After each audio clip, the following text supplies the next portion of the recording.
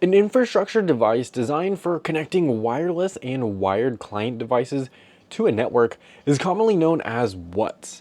Well, we have a few different answers here. I know it's definitely not going to be captive portal, because a captive portal, I like to think of it as like a capacha. I don't, okay, tell me I'm not the only one that pronounces it like that. Anyways, it's a captive portal, and it's a web page typically that users can be redirected to before they're allowed to access the internet when they connect to a Wi-Fi. If you've ever been on planes, I know when I go on Southwest all the time, it gives you a little captive portal, and it says copy website link to go to the website. It's just for authentication really, or it's just to tell you terms of service before you use the Wi-Fi that you're on. So I know that's not an answer. We also have an active hub.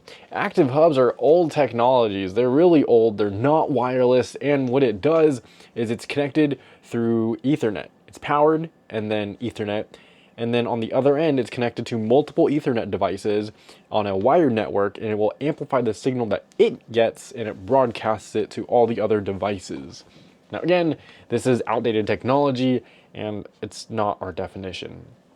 So lastly, we have access point, AP, and intermediate distribution frame, IDF.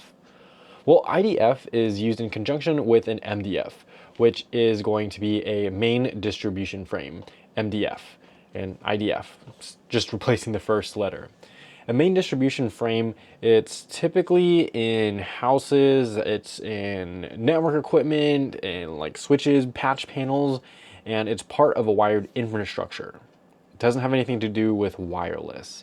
An IDF is a smaller distribution point for network cabling in a building. So you have the main distribution frame, right, the big dude, and then if you have little other sectors, you have IDF.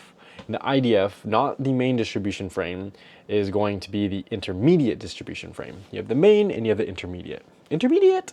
And that is also not our answer.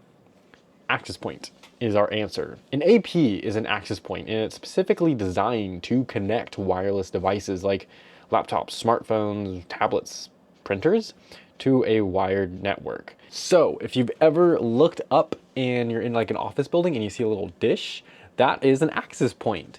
And that's basically repeating the Wi-Fi signal and allows you to still have connectivity as you go through a huge building, right? Because let's say the router is at one side of the building and you're all the way over here. Well, you would need these APs to still connect to that router, to still have access, to still have internet. Hence, access points. Access points, they are infrastructure designed for connecting wireless and wired client devices to a network. So that's wireless, right? You have your phone and it's connected. Wired is sometimes they have not only an input, but an output, right? And you can connect devices straight to that, which will go back to your router. And that's how that will work.